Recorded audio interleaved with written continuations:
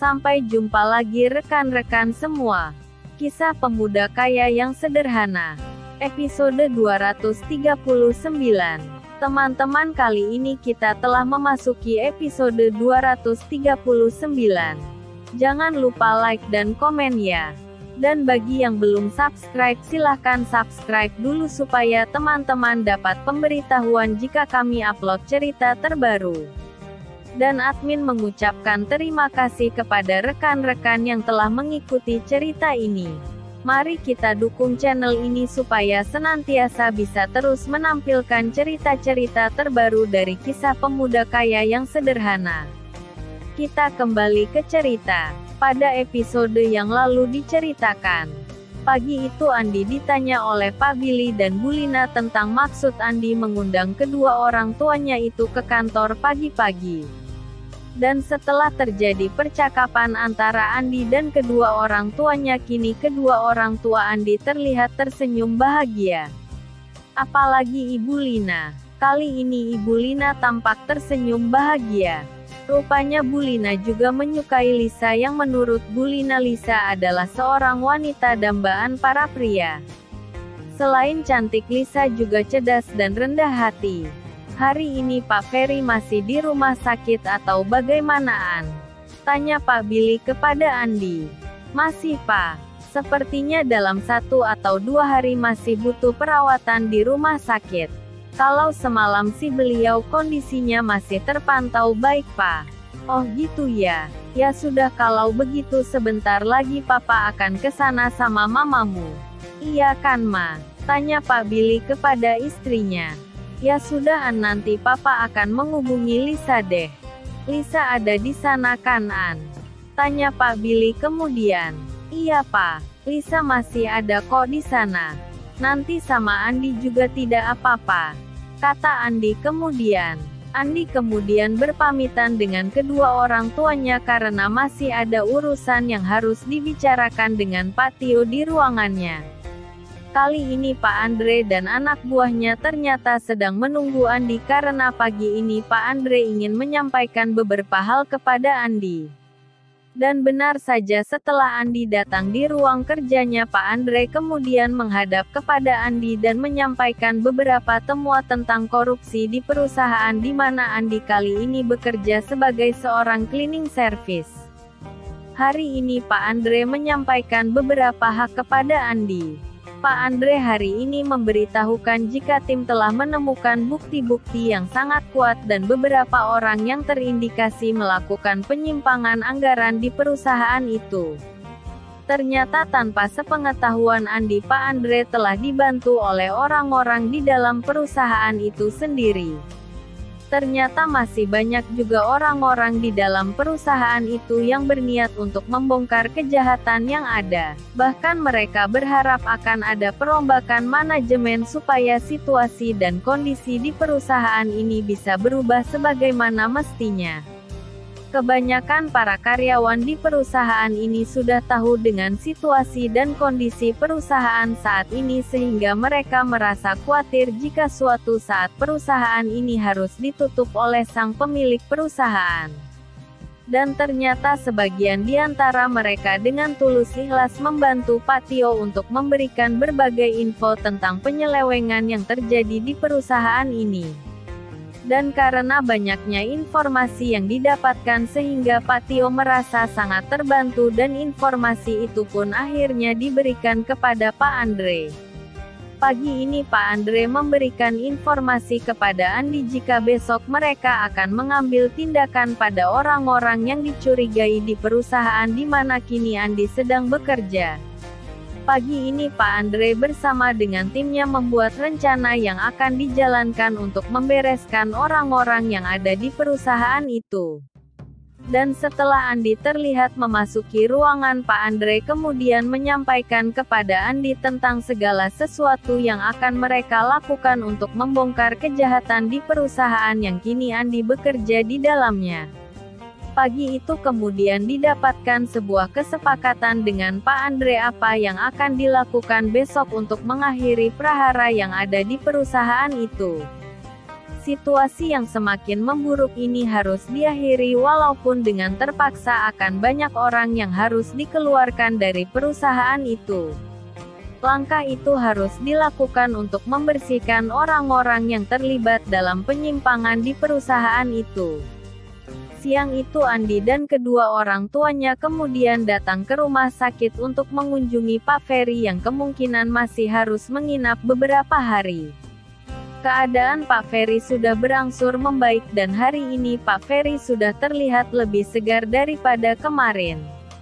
Pak Ferry hari ini sama sekali tak menyangka jika Pak Billy sang pengusaha terkenal itu akan mengunjungi siang ini. Ternyata siang ini Lisa sedang tidak ada di tempat karena siang ini Lisa harus mengunjungi salah satu perusahaan milik Pak Ferry. Ibu Feni siang itu terlihat agak gugup ketika melihat kedua orang calon mertua dari anaknya itu. Andi yang melihat situasi itu pun kemudian berpamitan kepada kedua orang tuanya untuk menunggu di luar. Pak Billy siang ini kemudian secara terus terang berkata kepada keluarga Pak Ferry bahwa dirinya ingin melamar Lisa untuk Andi anak pertamanya itu. Mendengar apa yang dikatakan Pak Billy itu Pak Ferry terlihat tampak begitu semangat apalagi ketika Ibu Lina berkata jika dirinya tidak sabar melihat Andi dan Lisa menjadi suami istri. Apalagi ketika Ibu Lina dengan malu-malu berbicara jika dirinya sudah pingin banget menimang seorang bayi yang lucu dan mungil. Mendengar kata-kata Ibu Lina itu Bu Feni tampak bersemangat dan mengatakan jika dirinya juga punya impian yang sama dengan Ibu Feni. Kedua ibu-ibu itu pun kemudian memaksa Pak Billy dan Pak Ferry harus menyegerakan pernikahan anak mereka.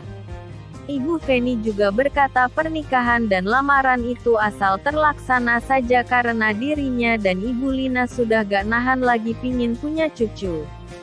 Ruangan yang tadinya tampak sepi itu pun kini terlihat lebih hidup. Apalagi ketika Pak Ferry dan Pak Billy juga terlihat tersenyum dengan apa yang dikatakan istri mereka. Pak Ferry kemudian berkata jika dirinya sama dengan istrinya tapi pingin punya cucu laki-laki. Pak Billy pun hanya tersenyum dan berkata jika keinginan Pak Ferry itu sesuai dengan keinginannya juga. Akhirnya siang itu Pak Billy dan Pak Ferry berhasil membuat keputusan jika minggu depan akan melamar Lisa tepatnya pas hari Sabtu sekitar 10 hari ke depan dan mereka merencanakan pernikahan Andi dan Lisa akan dilaksanakan sekitar 2 atau 3 bulan ke depan. Dan setelah pembicaraan itu selesai Andi pun segera dipanggil oleh Pak Billy agar masuk ke ruangan tersebut. Nah ini Pak Ferry mudah-mudahan adalah calon mertuamu dan ini papa sama mama 10 hari ke depan yaitu hari Sabtu kami akan datang ke rumah Pak Ferry untuk melamar Lisa. Sudah kamu gak usah komentar. Kamu ikut keputusan orang tua saja ya. Kata Pak Billy kemudian. Mendengar apa yang dikatakan Pak Billy itu pun Andi hanya bisa tersenyum. Bu Feni pun kemudian menghubungi Lisa dan mengatakan jika saat ini ada keluarga Andi di rumah sakit. Bu Feni pun kemudian mengatakan jika kedatangan keluarga Pak Billy ini adalah untuk membesuk papanya Lisa sekaligus ada hal penting yang mereka bicarakan yaitu lamaran dan pernikahan Lisa dan Andi. Dan ketika Ibu Feni menanyakan kepada Lisa tentang kesediaan Lisa kali ini Lisa berkata semua diserahkan kepada kedua orang tuanya. Karena Lisa percaya jika keputusan dari kedua orang tuanya itu pastilah keputusan yang paling bagus untuk kehidupan Lisa ke depannya. Mas Andinya ada di situ ma? Tanya Lisa kemudian. Ada Lis tapi tadi pas bicara Andi ada di luar ruangan dan ini Andi sudah diberitahu juga oleh mamanya. Andi pun hanya tersenyum ketika diberitahukan hal ini. Kayaknya Andi benar-benar sayang padamu deh Lis. Makanya dia juga pingin cepat-cepat nikah sama kamu juga. Kata Ibu Fani kemudian yang membuat Lisa sangat bahagia ketika mendengar apa yang dikatakan oleh mamanya itu. Siang itu sekitar jam 2 siang Andi telah berada di kantornya. Siang itu Andi menjalankan beberapa rencana, diantaranya adalah mengarahkan Joko dan Ismail untuk mencari informasi di bagian keuangan. Kali ini Andi meminta Joko untuk menemui seseorang di bagian keuangan. Orang bagian keuangan yang dan maksud adalah Ibu Yunita yang merupakan asisten manajer bagian keuangan. Rupanya maksud dari perkataan Andi itu adalah Andi ingin mengumpulkan orang-orang yang masih loyal terhadap perusahaan dan mungkin orang-orang ini yang akan diangkat untuk menggantikan orang-orang yang nantinya akan kena pemutusan hubungan kerja. Siang ini juga Pak Andre dan Pak Tio telah melakukan rekap data terhadap orang-orang yang besok harus dikeluarkan dari perusahaan. Bagi yang sudah mempunyai bukti kejahatan, mereka akan dikeluarkan tanpa uang pesangon. Namun bagi mereka yang hanya terduga, maka segala sesuatunya termasuk haknya untuk mendapat uang pesangon tetap akan diberikan. Siang ini Pak Tio memberikan data-data orang yang harus dikeluarkan dari perusahaan ini kepada Pak Yusuf. Dan Pak Tio meminta supaya besok pagi data-data itu sudah selesai. Dan di lain pihak Pak Yusuf tampak biasa saja dengan perintah tersebut karena memang sebagian nama-nama itu pun adalah hasil rekomendasi dari Pak Yusuf. Jam berapa Pak data ini besok akan dipakai? Tanya Pak Yusuf kepada Pak Tio. Mungkin besok jam 9 saya sudah sampai di perusahaan Pak. Jawab Pak Tio kemudian. Kini terlihat Pak Yusuf menyunggingkan sebuah senyuman. Rupanya Pak Yusuf hari ini sangat bahagia karena usahanya selama ini berhasil. Sebuah usaha untuk membuat perusahaan ini bisa beroperasi secara normal dan orang-orang jahat yang ada di dalamnya bisa dibersihkan supaya perusahaan ini bisa normal kembali seperti sedia kala. Dan di ruang komisaris itu Pak Tio kemudian melanjutkan obrolannya dengan Andi dan Pak Andre. Sudah saya sampaikan ke Pak Yusuf namanya. Dia adalah HRD dan dia berada di golongan kita. Orang ini kedepannya akan kita jadikan direktur HRD karena selama ini juga kinerja bagus dan direktur HRD di perusahaan ini juga belum ada. Kata Pak Tio kemudian. Iya Pak, tidak apa-apa. Pak Yusuf angkat saja jadi direktur HRD dan kasih tugas kepada dia agar membersihkan orang-orang yang bermasalah ini. Nanti pelan-pelan biar kita merekrut kembali karyawan dan staf sesuai bidang keahlian yang kita butuhkan saat ini.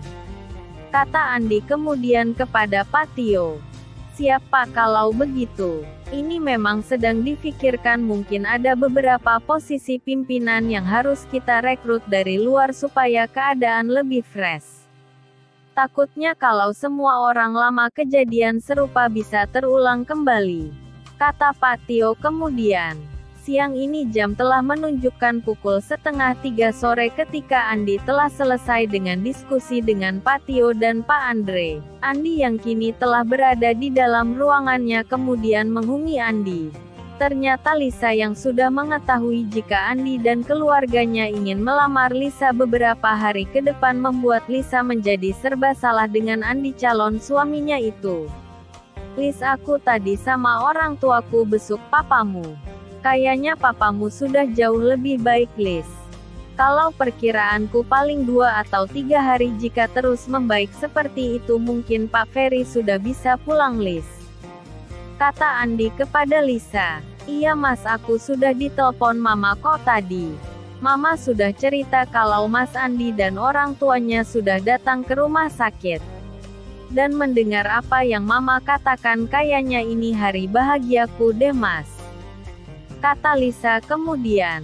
Lis, mau gak Lis ini kita rayakan dengan teman-teman di tempat kos. Tapi mereka kan belum pada tahu dengan statusku. Gak apa-apa kan Lis? Tanya Andi kemudian kepada Lisa. Iya Mas, tidak apa-apa, tapi masa iya sih aku calon suaminya seorang cleaning service. Kata Lisa kemudian yang tampak sedikit keberatan dengan statusnya Andi yang bekerja sebagai seorang cleaning service. Yah gak apa-apa kali Lis. Lama-lama mereka juga akan paham dengan statusku. kata Andi kemudian untuk menenangkan Lisa. Iya sih Mas, aku paham. Lagian Mas Andi juga aneh-aneh saja sih menurutku. Masa iya kerja jadi cleaning service kok betah amat gitu loh, kata Lisa sambil mencibir ke arah Andi. Gak tahu ya Lis. Pada awalnya Mas Andi merasa aneh banget dengan hal ini, tapi kok lama-lama Mas Andi malah menikmati banget pekerjaan ini. Mas Andi jadi kayak ketagihan gitu Lis kerja seperti itu.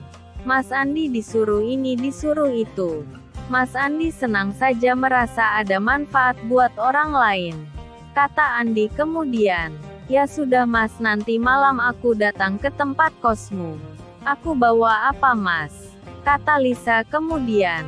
Itulah kisah pemuda kaya yang sederhana episode 239. Terima kasih kepada rekan-rekan yang sudah mengikuti cerita ini. Jangan lupa like, subscribe, dan bagikan cerita ini kepada rekan-rekan Anda. Silahkan rekan-rekan tulis saran dan komentar Anda.